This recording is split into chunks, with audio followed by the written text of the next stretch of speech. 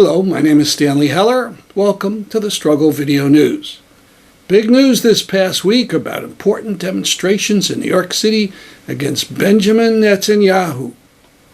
Back in 1974, when Yasser Arafat addressed the UN, 150,000 Jews protested against him. This week, when Palestinian Authority head Mahmoud Abbas spoke, he was ignored.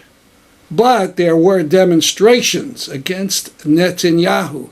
They started on September 19th with groups mostly of Israelis standing and protesting opposite his hotel. The chanting is in Hebrew, but there will be translations in the captions into English.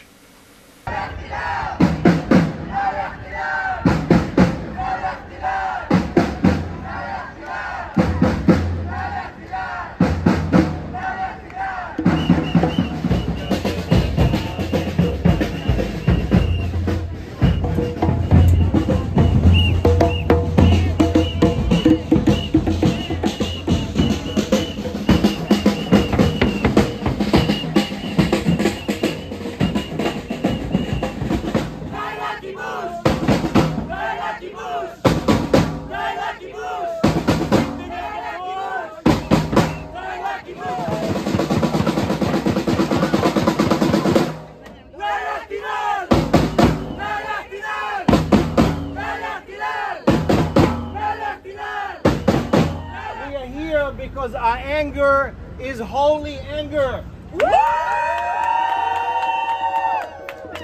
I'm here because I am angry that in my name, in your name, in our name, Judaism has become Awad Judaism.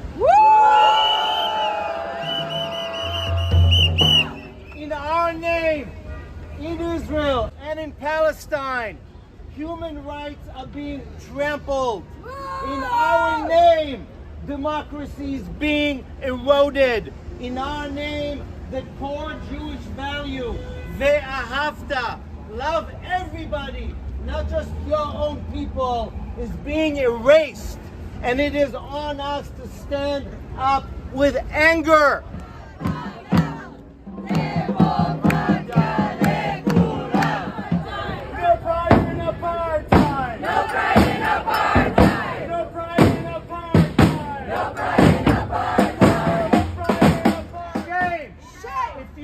Change anything, you gotta take responsibility for the ways we feel shame. We feel shame for Jewish supremacy. We feel shame for the occupation.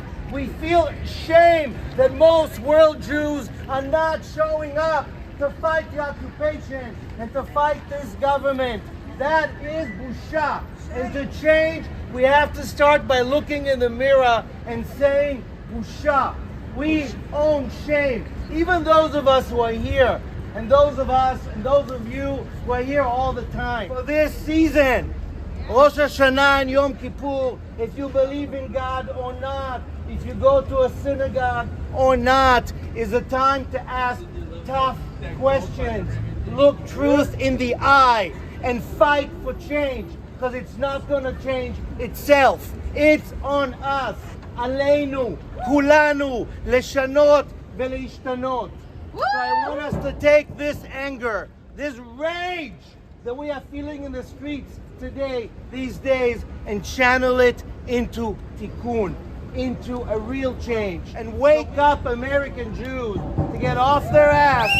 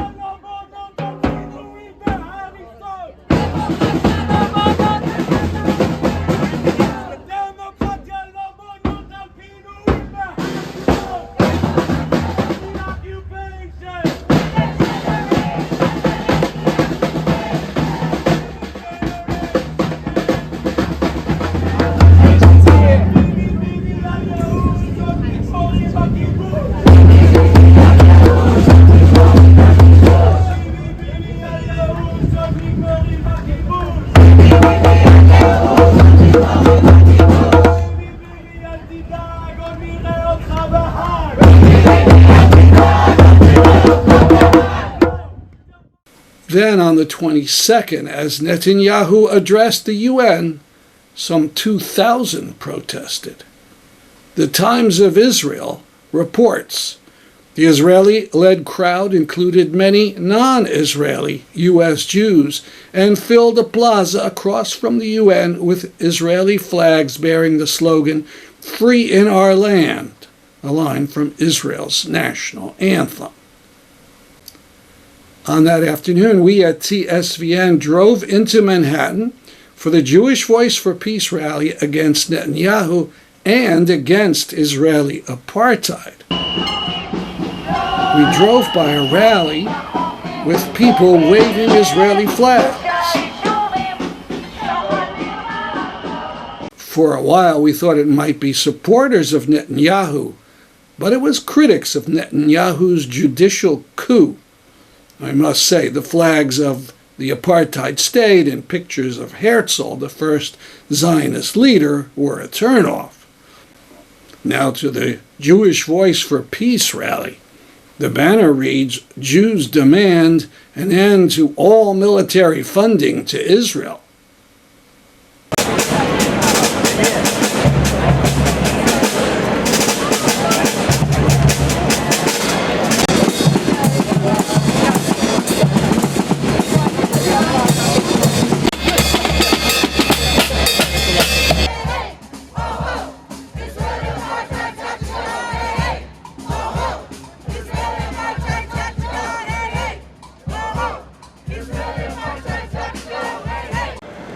If you are outraged at the continued and escalating demolition of Palestinian homes, murder of Palestinian people, blockade on over 2 million Palestinians in Gaza, please say, "We refuse." We refuse.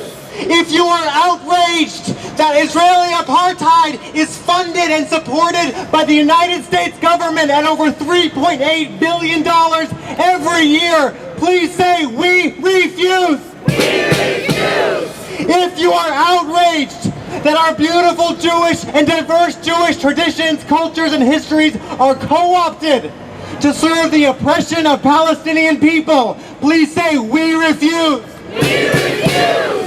If you are outraged at the smear campaigns against our Palestinian friends and siblings and comrades when they speak about their lives and their families and their histories and their right to be free and their right to return home, if you are outraged at those smear campaigns and the vicious, cynical, false accusations of anti-Semitism, please say, "We refuse." We refuse. If you believe that there is no such thing as democracy with apartheid, please say, "We refuse." We refuse. We are here today because this week, right now, today, Netanyahu is right across the street at the United Nations speaking.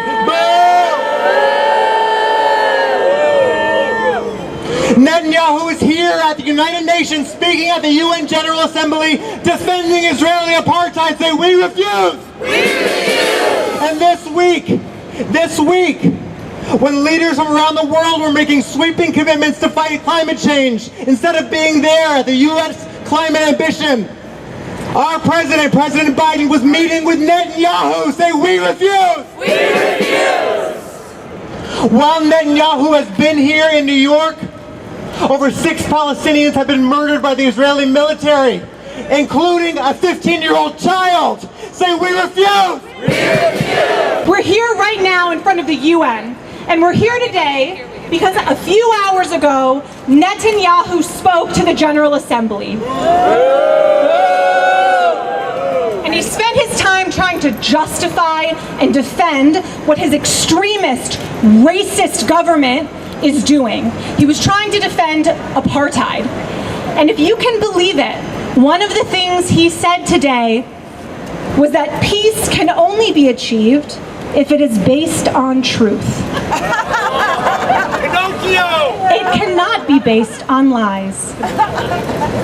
So that's rich, coming from a man who lies every single day about what he and his government are doing and has been doing for decades. So let's talk about the truth. Here's the truth. The truth is that on Tuesday, while Netanyahu was here in our city, the Israeli military killed 6 Palestinians, including a 15-year-old child. That's the truth. The truth is that violence from Israeli settlers living illegally on Palestinian land has displaced over 1,000 Palestinians since last year. That's the truth. The truth is that Israel's military and government has trapped over 2 million Palestinians under a blockade in Gaza for over 15 years, preventing them from leaving, from entering to see their family, and dropping bombs on apartments, hospitals, and families when they have nowhere to flee. That is the truth. The truth is that Palestinian children in the West Bank go to bed every night in fear that they might be arrested from their beds and thrown in a military prison where their parents have no way of reaching them. The truth is that this Israeli government could not care less about Jewish safety. What they care about is control of Palestinian lands and kicking Palestinians out of their home. The truth is that if the international community and the US want to get serious about peace, we need to say that this is apartheid and that Netanyahu and the people who run this government have no business being here and getting funded by our government or any other government around the world. Yeah. The truth is that Palestinians deserve to live in freedom. Yeah. And now a couple days ago, like we just heard from Morgan, Biden was here and he met with Netanyahu. Get that a little louder. Biden met with Netanyahu here in our city. He met with the leader of an apartheid regime who has ushered in the most racist, extremist government in Israel's history, which, for the record, is really saying something.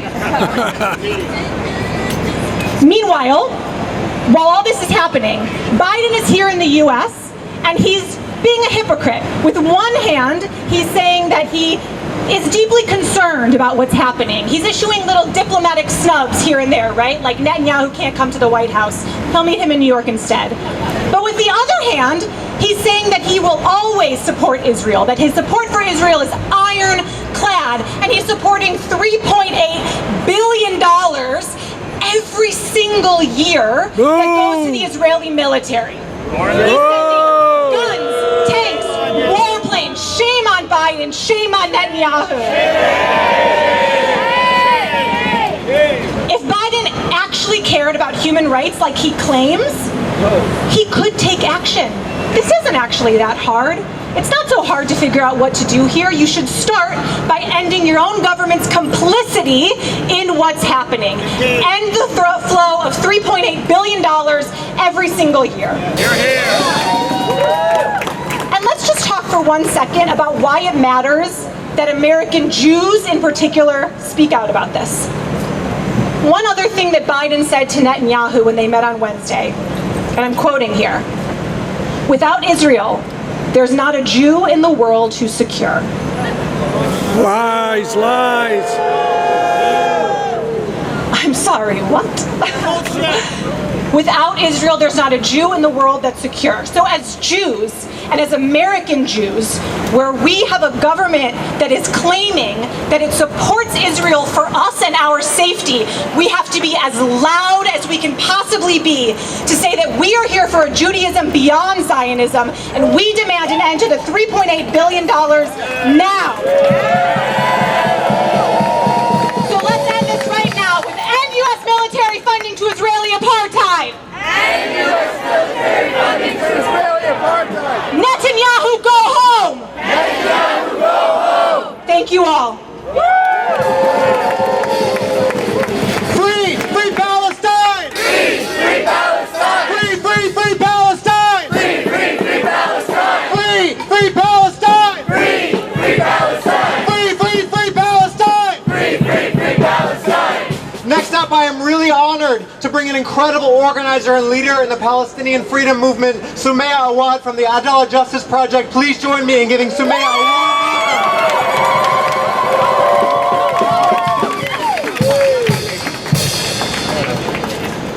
Thank you, Morgan. want to start by saying that we're here not just because we oppose this war criminal that's holding court in our city, but we're here because this war criminal represents 75 plus years of ethnic cleansing and apartheid and occupation.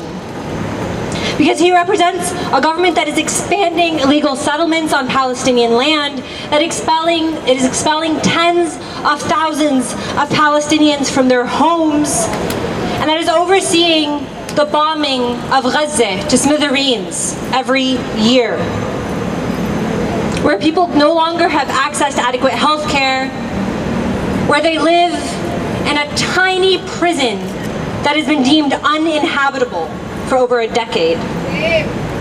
We're here because we oppose all of that, and not just Netanyahu. We're here because you can't pick and choose which parts of apartheid you're against. You're either against all of it, or you're against none of it. And we're here to say we are against every form of apartheid and occupation and settler colonialism. That is why we're here. We refuse for our city to be used as a meeting place for war criminals. We refuse to use New York City in this way. We refuse to host a man who has openly lauded the ethnic cleansing of thousands of Palestinians from their home, who gave the green light for campaigns and killing sprees that left Palestinian bodies riddling the streets, wounded and killed. For over 75 years, Palestinians have said Israel, Zionism, is stealing our land, is killing our people, is erasing us, or trying to. Then the International Criminal Court, the UN Security Council, dozens and dozens of UN resolutions said the same. Human Rights Watch and Amnesty International have officially charged Israel with the crime of apartheid and crimes against humanity. So why is an emblem of apartheid being allowed to hold court in our city? Would we allow this if there were someone championing apartheid South Africa? No, we wouldn't. I would hope. This is not just about Netanyahu, but about everything he represents and successive Israeli leaders represent. It didn't start with Netanyahu and this current fascist right-wing government. It started with Zionism over 100 years ago. Zionism, a racist political ideology. Netanyahu is not an anomaly. He's the unsurprising trajectory of a state that was founded on ethnic cleansing. A state whose basis is the codification of segregation and racism. No, it's no surprise that a state founded in this way bore right-wing fascists. Successive Israeli leaders and their champions have referred to Palestinians as beasts and as cowards, their words.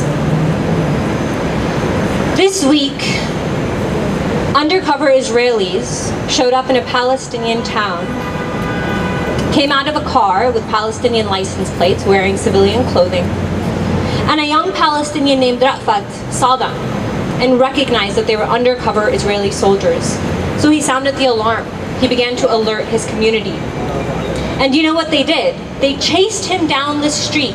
He's 16 years old. And they shot and killed him. A 16-year-old Palestinian kid. You tell me who the cowards are. You tell me who the beasts are.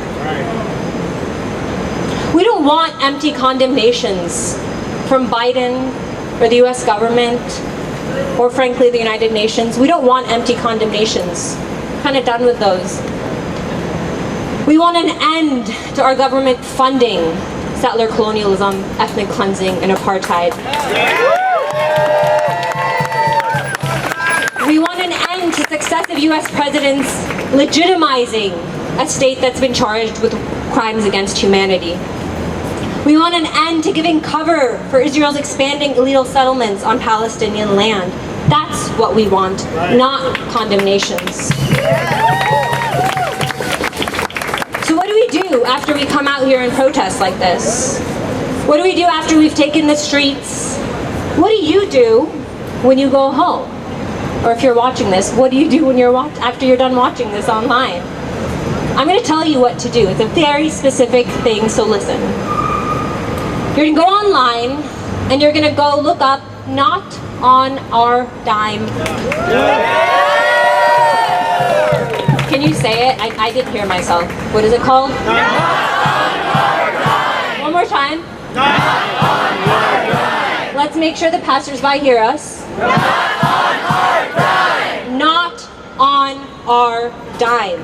Because we're saying you cannot use New York to subsidize the building of illegal settlements on Palestinian land, where you kick out Palestinians from their homes, you raise their homes, their schools, their hospitals, their olive groves, you raise them to the ground, and then you build exclusive Jewish-only settlements there. We're saying no. New York will not take part in this. We do not support this. We do not want our city to be used in this way. Not on our dime. Not on our dime. We're saying we don't want New York to be used by Biden for a photo op with a war criminal. Is that so much to ask? I don't think so. Shame.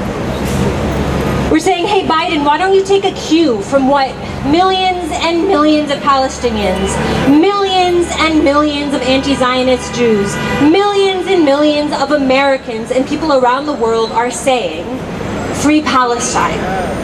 We're saying take a cue from what Nelson Mandela said repeatedly, over and over again. Our freedom is incomplete without the freedom of Palestinians.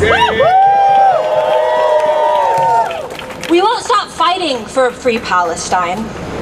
We won't stop.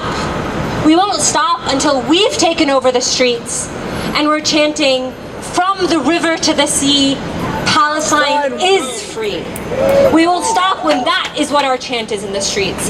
From the river to the sea, Palestine is free. Until then, chant with me. Until then, we chant, from the river to the sea, Palestine will be free. From the river to the sea, Palestine will be free. from the river to the sea. Palestine will be free. From the river to the sea. Palestine will be free. From the river to the sea. Palestine will be free. From the river to the sea. Palestine will be free. From the river to the sea. Palestine will be free. Please give Sumaya Awad a lot of love right now. Go ahead and give it up for Sumaya.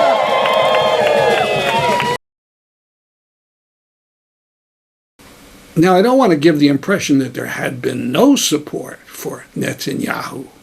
There's a right-wing rabbi named Shmuley Boteach, who's a big admirer of Netanyahu, and he organized support. He must have spent lavishly. He bought a full-page ad in the New York Times. He rented a truck that drove around with a video billboard, and then must have been a 50-foot billboard praising Netanyahu in Times Square, all to promote a rally in Netanyahu's favor. I looked down Boteach's awful video feed on Twitter and saw the result. When the camera panned, there must have been 30 people. I'm not kidding. I hope that all put you in a good mood. Now, I'm going to have to puncture your mood a bit because I have to report on two pieces of fascist news, or news about fascists. An ultra-nationalist coalition lawmaker defended using the term holy righteous man to describe a Jewish extremist convicted of burning to death an infant and her two parents, members of the Dawabsha family, back in 2015. The member of parliament called the imprisonment of the arsonist a crime after addressing a recent event to raise funds for his release. Her name is Limor Son Har Melech, and she's part of Ben Gavir's gang. At that fundraiser, she's said to have raised 418,000 new Israeli shekels. That's about $100,000. This one, too, is beyond belief. The father of a Palestinian child who was doused with gasoline and burned to death by 3 Israeli fascists was asked if he would be willing to have a reduced term for the 3 killers. He answered eloquently, "Not a chance in the world." The media is filled with stories about the proposed mega deal between the U.S., Saudi Arabia, and Israel. This is a quote from a month ago in a retweet by Senator Chris Murphy about a report that the Saudi justice system had sentenced to death a Saudi for several tweets that criticized the Saudi government. Murphy wrote, "It is reasonable to ask whether a leader who is this vindictive and ruthless deserves a U.S. security guarantee." Absolutely correct. Hold him to it. Talk to an aide at his office in D.C. The number is 202-224-4041. That's our program for today. See you next week at this time. I'm Stanley Heller for the Struggle Video News.